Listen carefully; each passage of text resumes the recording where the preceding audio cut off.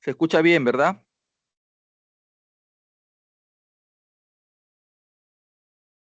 Sí, doctor. Ok, gracias. Bien, sí, por favor, la pantalla en modo presentación para empezar. Listo. Hoy día vamos a hacer la última clase, o por lo menos lo que está programado como última clase teórica del curso, y vamos a hacer un paseo rápido nada más por los principales artrópodos de importancia médica. Un paseo rapidito, no va a ser larga la clase, pero siempre recalcarles algunos tips que les pueda servir después para los exámenes posteriores que ustedes tienen al respecto. Pase la siguiente, delegado, por favor.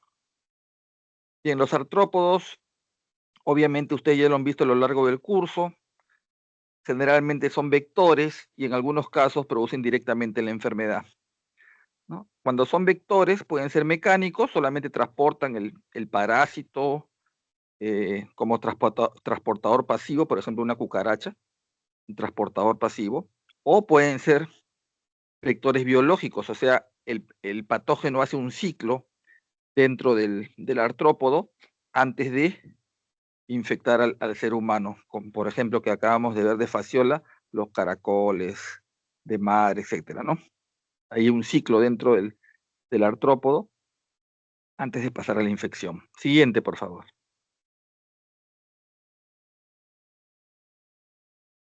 Y el huésped susceptible o el agente infeccioso ingresa al huésped susceptible a través de inoculación, por ejemplo, los mosquitos, que generalmente son hematófagos, se alimentan de sangre, o por contaminación, ¿no? Cuando llevan fomites a los alimentos y uno los ingiere por ingestión, por rascado o por aplastamiento sobre la piel. Por ejemplo, el triatoma. El triatoma hace, entre comillas, su deposición y es que uno se rasca y ahí es donde ingresa el Trypanosoma cruzi. Siguiente. Entonces vamos a hacer rapidito el paseo por los principales artrópodos y empezamos con los himenópteros, que son lo que agrupa a las abejas, las avispas, hormigas, abejorros, etcétera, cuya afección fundamental es su picadura. Generalmente una picadura de avispa, de abeja, de hormiga, no tiene que traer mayor problema, pero hay personas susceptibles. Entonces aquí se hace un fenómeno de alergia, ¿no? Una respuesta inmunitaria inmediata, la alergia después de la picadura. Y que en personas muy sensibles, o cuando hay estas llamadas abejas asesinas que ustedes han escuchado, que en realidad te agarra un enjambre y te pica en cantidad, puedes terminar en un shock anafiláctico. Entonces pasamos a la siguiente, delegado. Entonces, cuando tenemos picadura de abeja o de avispa, lo más común es que sea solamente una reacción leve, ¿no? La hinchazón con un diámetro pequeño, menor de 10 centímetros, y que se podría dar un antihistamínico oral, suficiente un antihistamínico oral para el tratamiento.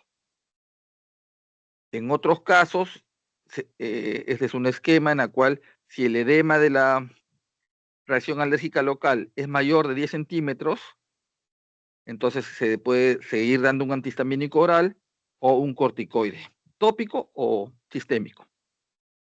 Por ejemplo, una cetiricina con su dexametasona. Pero ya en caso se haga una reacción alérgica grave que puede llegar al shock anafiláctico, entonces hay que hacer el tratamiento del shock anafiláctico. Eso es bien raro, pero nos faltan algunas zonas donde, o por ejemplo estos que producen miel de abeja, que están criando las abejas, puedan hacer un cuadro de reacción alérgica grave, un shock anafiláctico. Entonces ahí fundamentalmente el tratamiento es adrenalina de inicio, ¿no?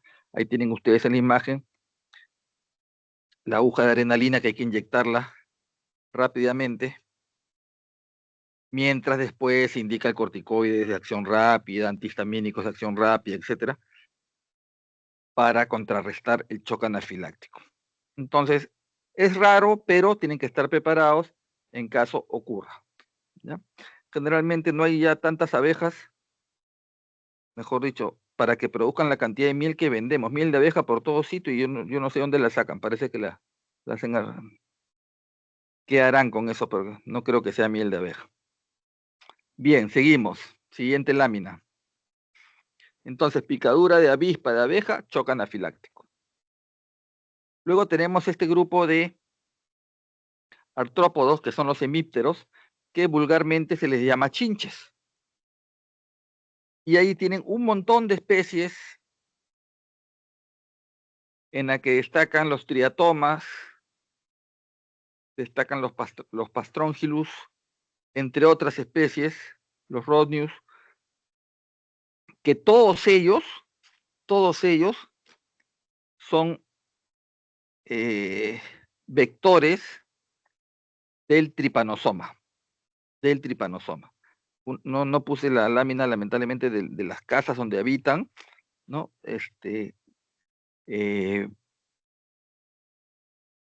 Estos vectores hacen en su organismo la fase contagiante del promastigote y el epimastigote, y luego ingresan al cuerpo humano, donde ya lo ven ustedes en la sangre como tripomastigote o amastigote.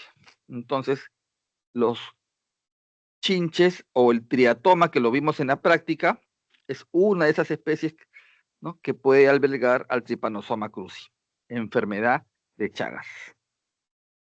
Y que hacen, entre comillas, su deposición, uno se rasca y ahí penetra el tripanosoma. La siguiente.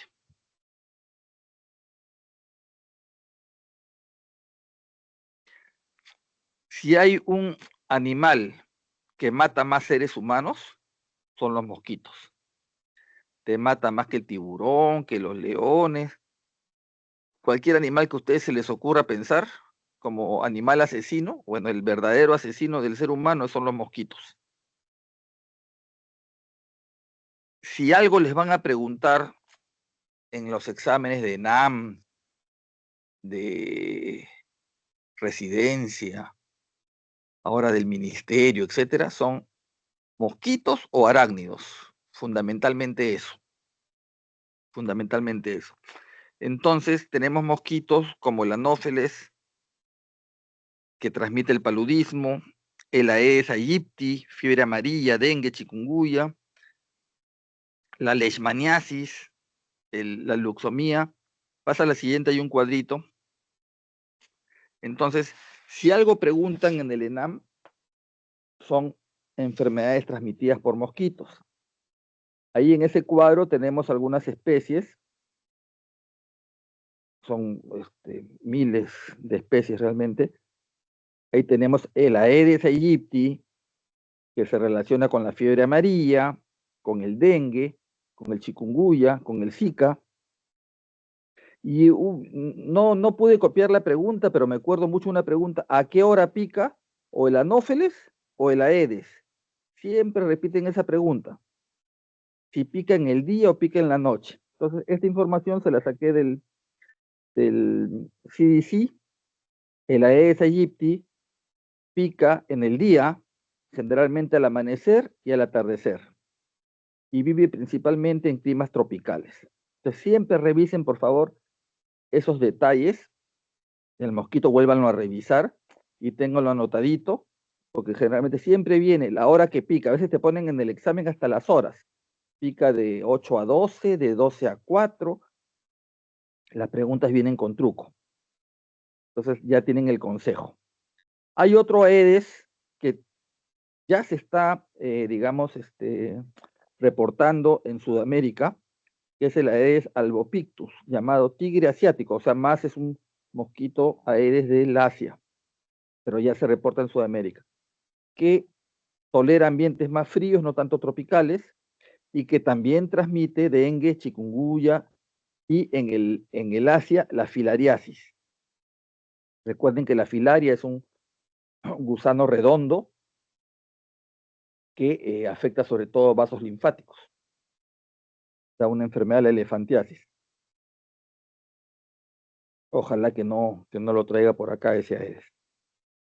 El anófeles, ya saben que quien pican son los mosquitos que pican o que se alimentan de sangre, son las hembras, porque son las que tienen que alimentar a los huevos, ¿correcto? No se reportan los machos, sino las hembras. Y el Anopheles hembra pica principalmente de noche, ¿ya? A diferencia del Aedes. Y ya sabemos que es un agente que transmite el paludismo. Hay todo un ciclo que se hace dentro del mosquito antes de pasar al hombre, ¿ya? El paludismo. Otras especies de mosquitos, la luxomía, en América son luxomía, lo que transmiten la leishmania y la bartonella. En cambio, los flebótumos, que está al final de la lista, son en Europa, principalmente en Europa, que también transmiten leishmania. Ojo, ¿ya? Porque la pregunta puede venir con truco, ¿no? En Sudamérica, y le ponen las dos alternativas, luxomía, flebótumos. En realidad los dos transmiten leishmania, pero en América, luxomía. Y los otros especies de culex, que también el mosquito común está en culex, y por ahí se relaciona una enfermedad emergente que es el virus del Nilo occidental, que más produce una encefalitis. Y así hay diferentes especies de mosquitos relacionados a las enfermedades o transmisores de virus. Entonces revisen, amplíen por favor con sus eh, libros, ya con sus libros. Les he puesto un cuadrito general porque más o menos así vienen las preguntas. ¿A qué hora pica el Aedes? ¿A qué hora pica el Anófeles? Esas preguntas vienen. Siguiente. De las moscas, ya sabemos que nuestra mosca común es agente transmisor, pues, de parásitos, de bacterias en sus patitas, en fin, ya sabemos que van de la basura o de las heces y vuelan y se van a los alimentos. Entonces es un agente vector mecánico de enfermedades. Hay una mosca, la mosca CXC, que transmite la enfermedad del sueño, que es una tripanosomiasis también, pero que todavía no tenemos acá, por el tripanosoma gambiense o el tripanosoma rhodesiense. Enfermedad del sueño. Es un tripanosoma, no es el Chagas, pero sí es un tripanosoma. Y la mosca dosmética como vector, pero también, ojo, ahí ven ustedes una laminita de una herida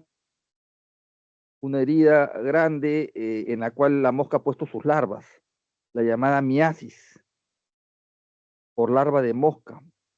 Ponen sus larvas a veces en el conducto auditivo.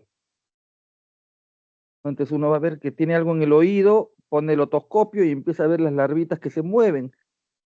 Es toda una técnica para irlas sacando. El otorrino tiene su técnica para sacarlas. En las heridas hay que irlas sacando. Ahí ven las larvas, cómo se van retirando las larvas, porque ahí la mosca depositó sus huevos y crecen las larvas. Entonces el cuadro clínico es la miasis. Bien, seguimos con los moscas y mosquitos y pasamos ahora a las pulgas, los sifonápteros, las pulgas. Tres pulgas importantes para mencionarles: la Xenopsila queopis, que la hemos visto en la clase de Yersinia pestis, que la Yersinia se alimenta dentro de mejor dicho, ingresa dentro de la pulga, coagula la sangre y la pulga al picar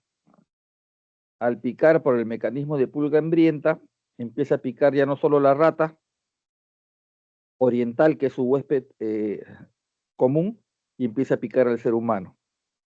La Xenopsila queopis, el transmisor de la peste.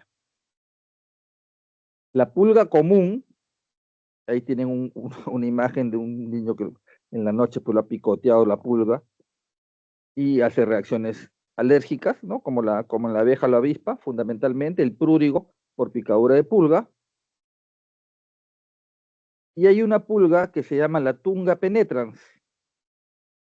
La Tunga penetrans, que es una pulga que produce la enfermedad que se llama pique.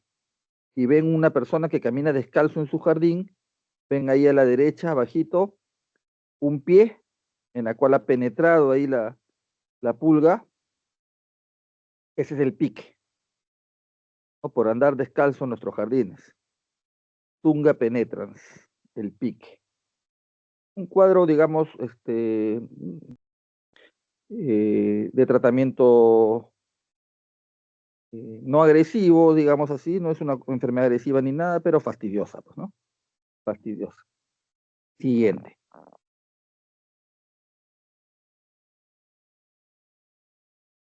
Los anopluros, los piojos. El pediculus humanus, que produce la enfermedad pediculosis, tener los piojos, y que además es vector de varios virus y riquecias, ¿no? El tifus, enfermedades como el tifus. Y el otro piojo es el tirus pubis, que vive en el pubis y que da la enfermedad que se llama ladilla. Pase la siguiente. Esto sí es bastante común verlo en niños. Ahí tienen a la izquierda la foto, una cabecita de pelos lleno de piojos. Si ustedes agrandan la imagen, todos los piojitos. Recordar que también transmiten bacterias, sobre todo riquecias, como la Bartonella quintana, fiebre de las trincheras, como la Rickettsia prowazekii, el tifus epidémico, o una borrelia, una espiroqueta, en la fiebre recurrente. Son vectores, ya son vectores. Todos los piojos, el humanos, tanto el capitis como el corporis. Y les hacía ver que así no transmitan estas riquecias, producen la pediculosis, ¿no? Entonces, cuando ustedes tienen un niño con esta cantidad de piojos y la madre, mejor dicho, la profesora en el colegio revisa periódicamente y encuentra piojos y anota en el cuaderno de control y manda y pone, ¿no? Se encontró piojos en su niño.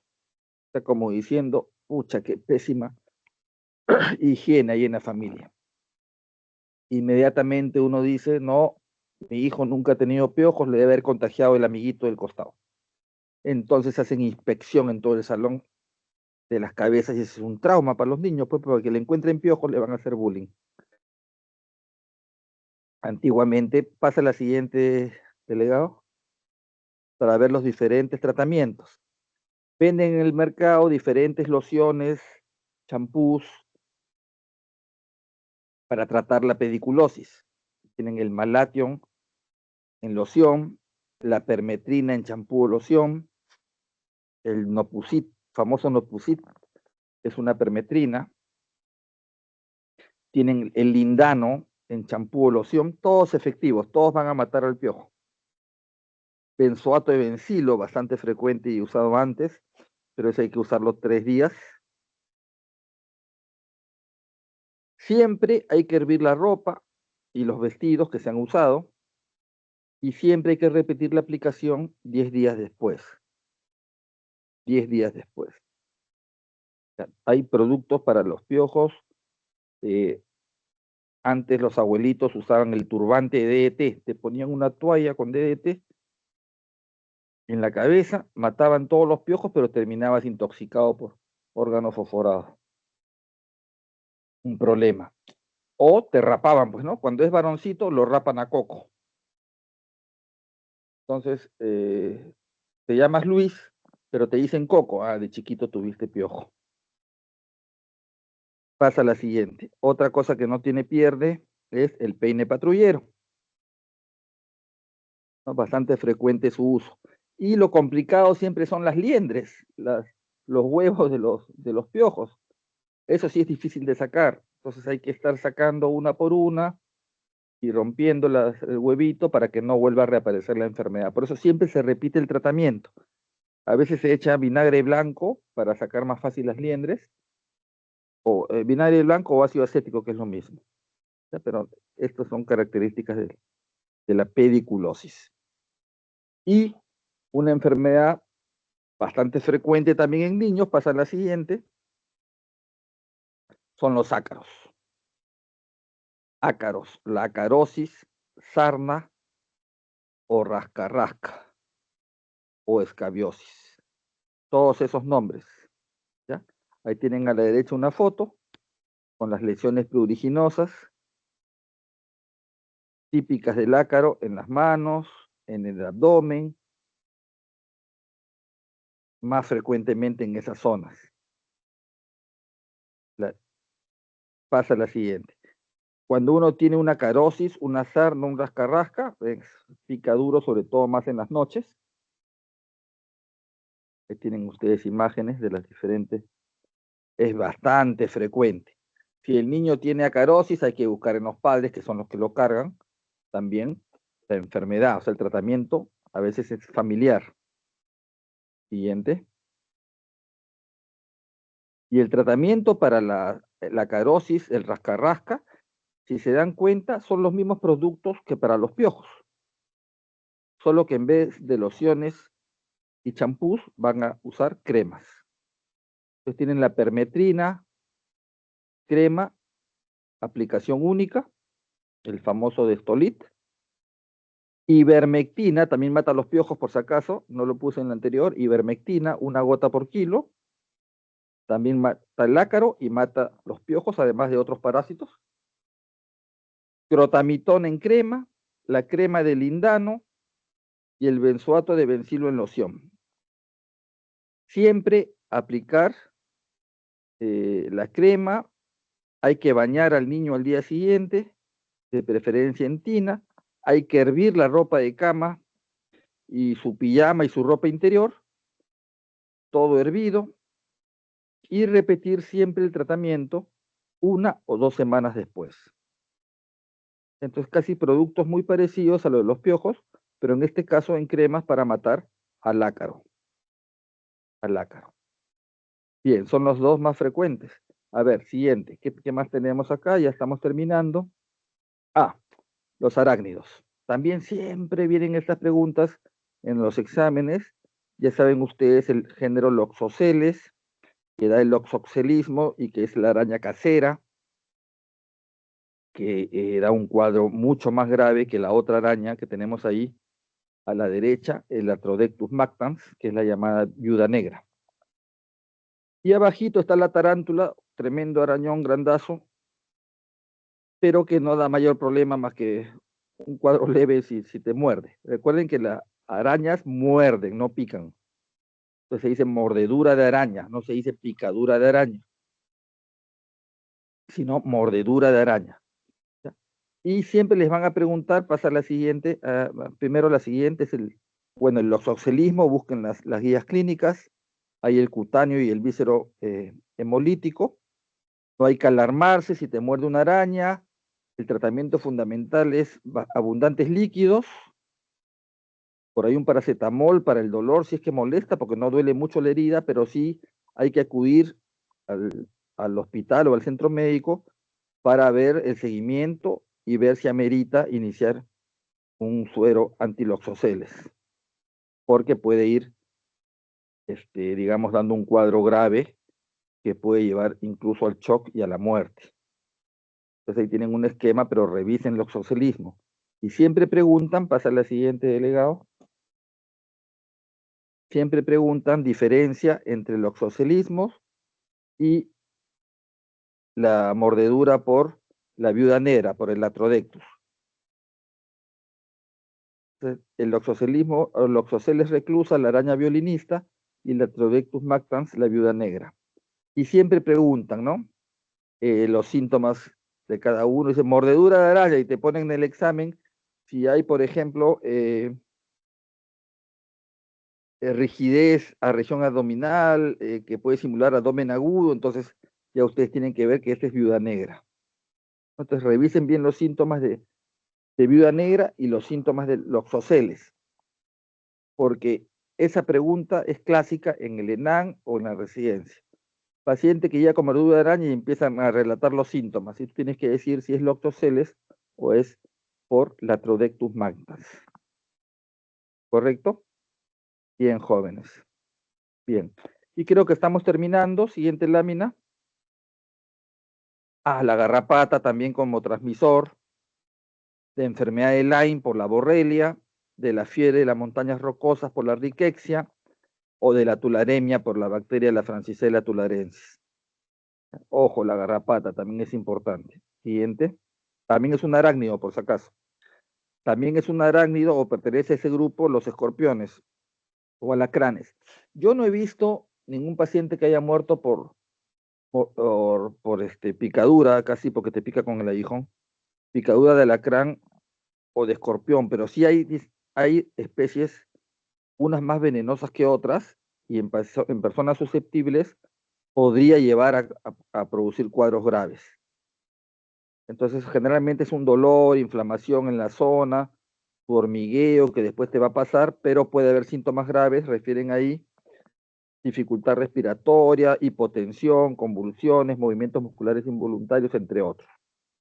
Entonces, revisen por alacrán y escorpión, que es mucho menos frecuente que por la araña casera. Siempre que van a entrar a su closet a sacar la ropa de invierno, está el abrigo guardado en el closet, siempre sacúdanlo antes de ponérselo, porque ahí es donde vive el oxoceles. Ojo con eso. Siguiente. Creo que ahí hemos terminado. Ah, miren. Ya estos son vectores en la cucaracha en relación a vectores de huevos y quistes de parásitos. También lleva los huevos de Hymenopletis, le gusta la cucaracha. Ahí tenés un cangrejo de río, si hablamos de Paragonimus. Tiene otro crustáceo ahí que vector o huésped intermediario de la fasciola Paragonimus, y así. Podríamos seguir hablando de los artrópodos, son tantas especies, vectores o transmisores de enfermedades, pero creo que he relatado los principales y los que generalmente vienen. ¿Tenemos algo más, delegado? A ver, siguiente. Ah, a ver, rescaté algunas preguntas, no de artrópodos, pero sí de parásito 2, de los diferentes años del ENAN, para que ustedes se den cuenta, más o menos, de que el examen del ENAN no es un examen difícil. Ahí tienen la primera pregunta, dice, ¿la neurocisticercosis se debe a la ingesta de huevos de? Respuesta, a ver, libre. Taenia solium. Tenía sólido, Tenias. doctor. Se dan cuenta qué facilito es el examen, y no obviamente cuando les toman ustedes ya se olvidaron, pero no es nada del otro mundo. Neurocisticercosis se debe a la ingesta de huevos de Teniasolium. Ahí la única de las otras alternativas, la única que les puede hacer dudar es la Tenia saginata, pero la Tenia saginata no da cisticerco. Ojo. Siguiente. Vamos a ver, quiere ver más preguntas entonces. ¿Cuál de los siguientes parásitos producen síndrome de Leffler? A ver, lo dejo abierto. Pusieron cara de susto. ¿Saben qué es el síndrome de Leffler?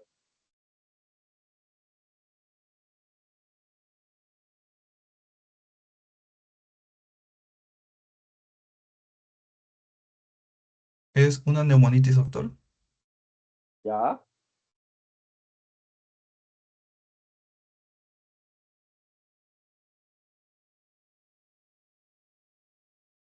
Recuerden que los diferentes parásitos, en este caso estamos hablando de gusanos, dentro de su ciclo, por eso tienen que aprender el ciclo, muchos de ellos eh, ingresan la larva al intestino y luego van madurando las larvas y atraviesan la mucosa intestinal y llegan a circulación.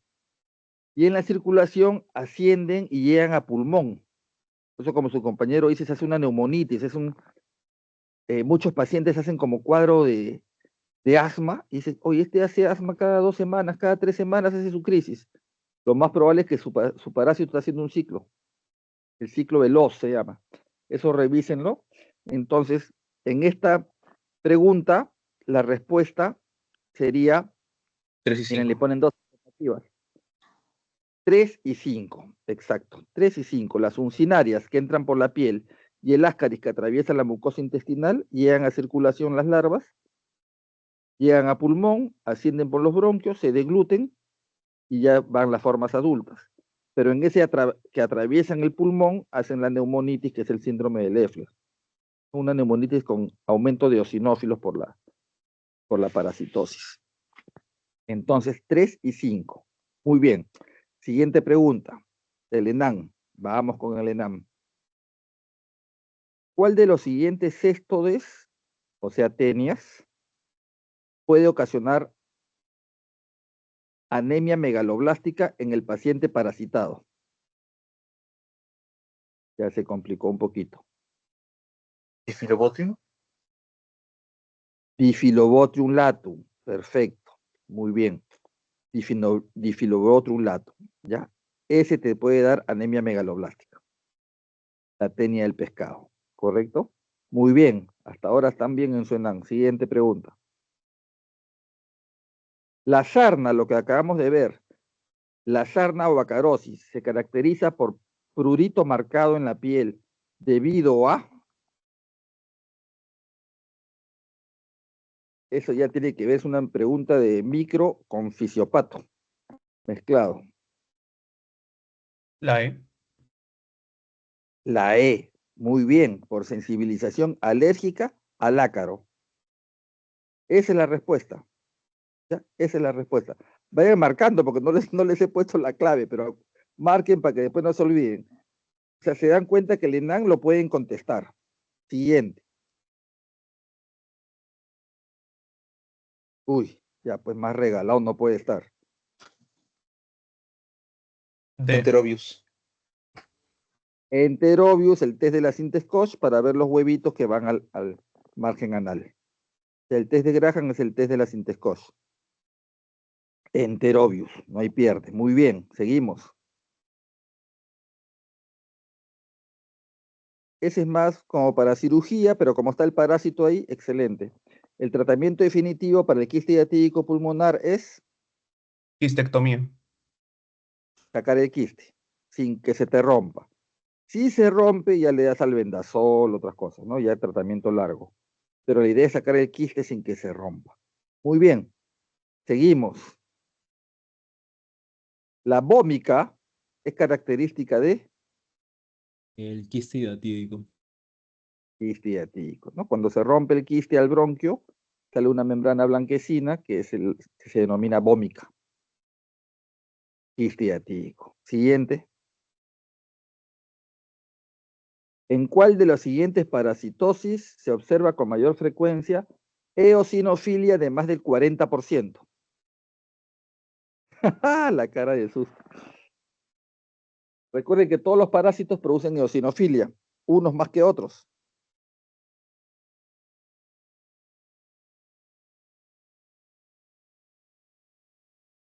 Fasciola. Fasciola. Podría ser quiste diatídico si es que te ponen quiste diatídico roto. Obviamente se va a elevar los eosinófilos, pero no te lo han puesto que está roto. Entonces, fasciola. En una yardia no ves tanta eosinofilia, ves, pero no tanto. Fasciola sí te da eosinofilia mayor de 40%. ¿Se dan cuenta, chicos? El ENAM es un examen contestable. No tienen que tenerle miedo, simplemente tienen que saber lo que ustedes han aprendido fundamentalmente en sus clases. No sé si hay otra pregunta más. Hay una más del ENAM, a ver, dice.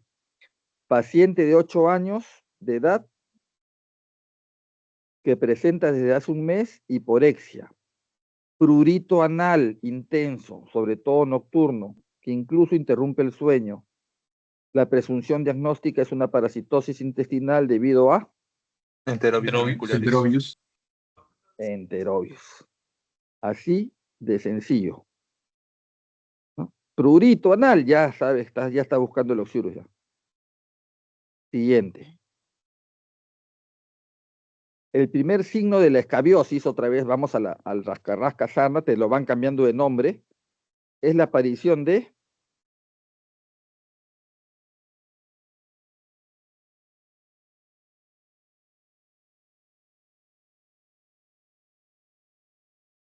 es una pregunta como para dermatólogo, más que para un ENAM, en mi opinión. Pero ahí la respuesta son las pápulas rojizas. Es lo primero que aparece. Después vienen los surcos. O sea, las pápulas rojizas de 1 a 2 milímetros. Primer signo de escabiosis. Listo. No sé si hay más preguntas. Miren, esta pregunta vino en el examen, en el último examen de residencia para la especialidad. Recuerden ustedes, chicos, ya como consejo, que ustedes van a tener un examen de NAM que ya no es tan importante para el SERUM, porque ya el ministerio se metió a dar el examen de SERUM, y digamos, el examen del ministerio es un examen más relacionado a salud pública. Ojo, ustedes van a estar toda la vida dando exámenes. Entonces, pero el ENAM, el examen que toma la ASPEFAM, ahora le están dando importancia para la residencia. Pero ¿qué es lo bueno? Ahora, ¿qué es lo bueno, chicos? Ustedes van a dar un examen de NAM que les va a servir ahorita, es para escoger sede de internado, por ejemplo. ¿Ya? Y ustedes ya entran a clínica. Ya cuando estén en el último año, o en el último año dan el ENAM para escoger sede de internado ahora. Para eso va a ser el ENAM. Pero también les sirve la nota que saquen para puntaje para la residencia. Claro, les estoy hablando de cómo es ahora y que después puede cambiar, porque en nuestro país a veces todo el mundo cambia las normas a lo que se le ocurre. Pero el ENAM también sirve para la residencia. El promedio de nota de un ENAM está entre 11, 12. Los genios pueden tener 15. Sí, en el ENAM pueden sacar 15. Y obviamente el grueso es 11, 12. Y por supuesto siempre hay gente jalada, ¿no? Pero ahora les dan la ventaja de dar el ENAM varias veces. Entonces, si cuando den el examen de ENAM les sirve para escoger sede de internado, no se queden con esa nota si sacaron 12, por ejemplo. Ya aprobé, ya me tocó el internado en tal sitio. Porque ustedes pueden seguir dando el ENAM varias veces hasta llegar a mínimo 16. Porque ese 16 le da un puntaje que no lo tengo ahorita en la cabeza, creo que es 2 puntos para residentado. Si sacaste 14 es 1 punto y pico y así sacan la proporción. Pero esos puntitos para la especialidad a veces son muy importantes. ¿Ya? Son muy importantes. Entonces, no se descuiden en el examen del ENAM. Primero que ahora tienen la facilidad de darlo varias veces, claro, pagando, porque lo que quiere las PEFAN es que paguen, ¿no? Todo lo ven económico. Pero traten de sacar una nota que les sirva para la residencia después. No se queden con su 12, no se queden contentos con eso. Te lo doy como consejo. Porque para la especialidad, ya que hay una pregunta de especialidad, el examen, todos llegan parejitos al examen de especialidad, pero ¿qué es importante? Es importante su puntaje del ENAM. Es importante su puntaje que les dio donde hacen su SERUM. Ojo, el examen del ministerio, que va a ser un poco más de salud pública, les va a servir para escoger sede del SERUM. Y traten de escoger sedes con puntaje 10, si es que posible, obviamente los que salen muy bien, que son los lugares más remotos también, y más feos, o por lo menos un 8. Con 8 puntos en su centro de salud o su posta que escojan, están teniendo una buena ventaja para el examen de residencia. Uno que hace en Lima, equivalente en la ciudad, pues tendrá 3 puntos.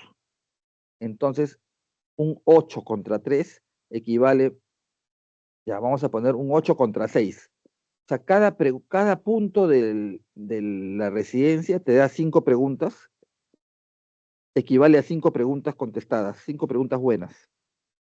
Entonces, si tú en SERUM tienes 2 puntos más que tu competencia, son 10 preguntas que están a favor tuya, a favor tuyo. Entonces, ojo con eso, en la residencia son 200 preguntas. El examen son 200 preguntas. Ha venido en este último examen de residencia, que lo he visto también así a la loca, no las he contado. Han venido por lo menos 30, 40 preguntas de básicas. No ha venido todo clínica, ha venido unas 10 de microbiología, unas 10 de farmacología, unas 10 de fisiopato. Ojo, te ponen el caso clínico y te dices el mecanismo fisiopatológico, tú dices solo bien básica. El examen ha estado difícil, entre comillas, porque uno llega a la residencia y ya empieza a ver otras cosas, pero por ejemplo, vean esta pregunta. A ver, dígame la respuesta. Varón de 46 años con inmunodeficiencia sin tratamiento. Trae estudio de CD4 en 150 unidades por litro. ¿Qué complicación podría presentarse en el paciente? Aspergilosis. Aspergilo es un hongo oportunista, pero que aprovecha cavernas. Ya. Toxoplasmosis. Toxoplasmosis. Toxoplasmosis, ¿por qué? Porque el toxoplasma, recuerden que todos tenemos ya toxoplasma en nuestro organismo, probablemente la mitad de la población. Y si hago inmunodeficiencia, se me va a activar. La respuesta es toxoplasmosis. ¿Ya? Es toxoplasmosis. Bien, a ver si tenemos otra de residencia 2025. Acá, miren, acá también esta pregunta de protozoarios, ¿no? Joven procedente de área rural andina, presenta una úlcera cutánea grande e indolora, con bordes elevados e indurados. Se observan amastigotes dentro de los macrófagos en una biopsia de la lesión. ¿Cuál es el agente causal más probable?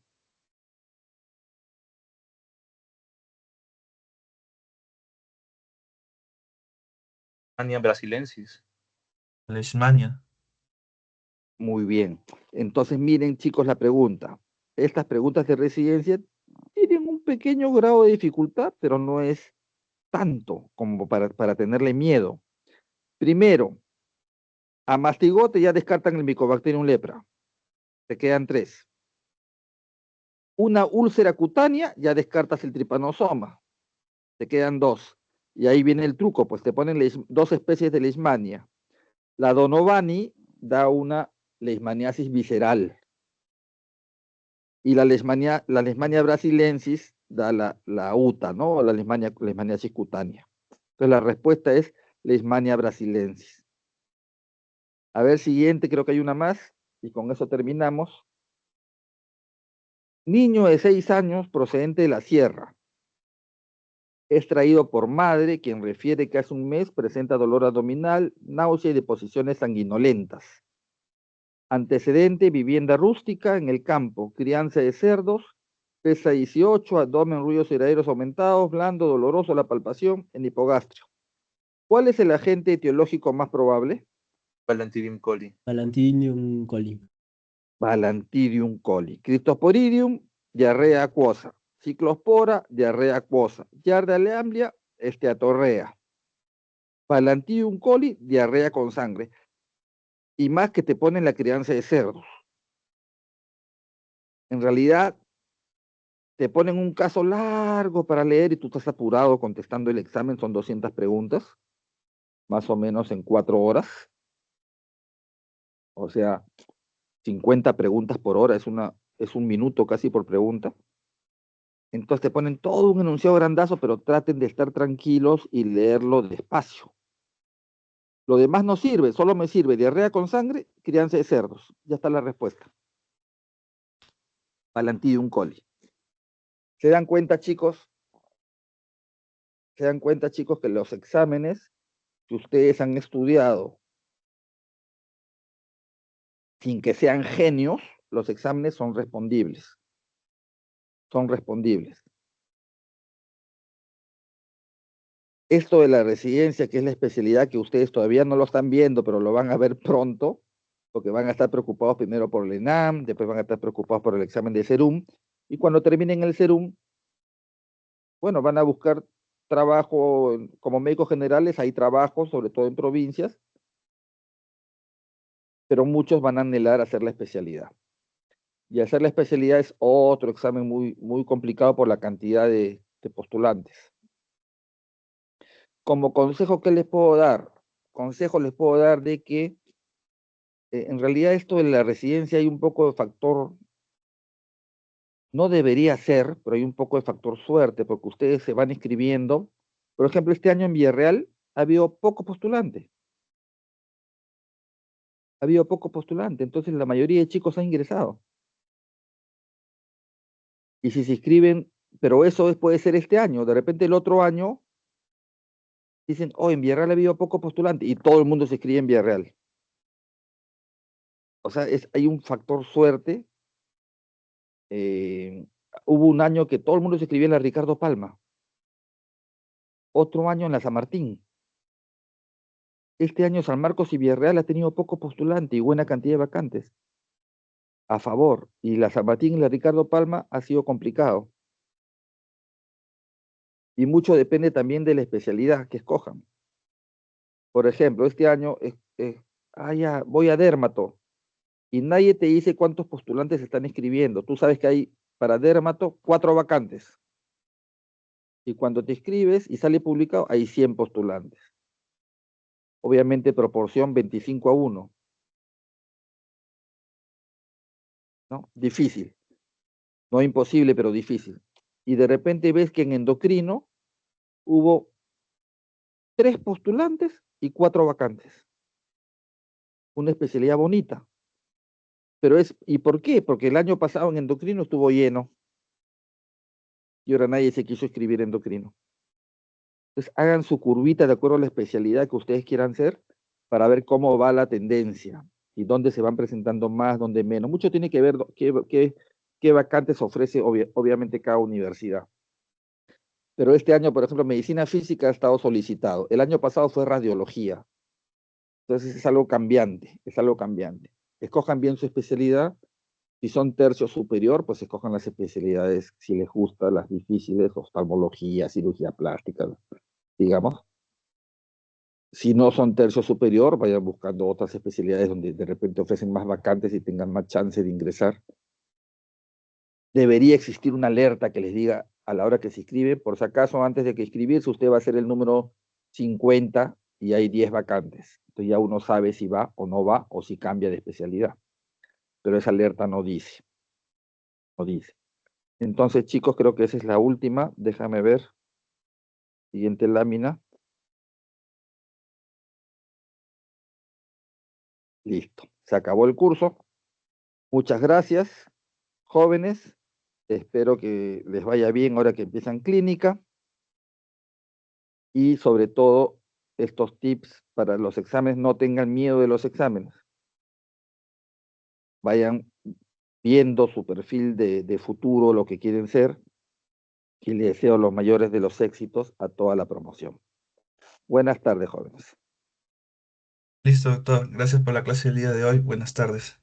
Listo, chicos. Vemos. Chicos, un momento que voy a descargar la asistencia.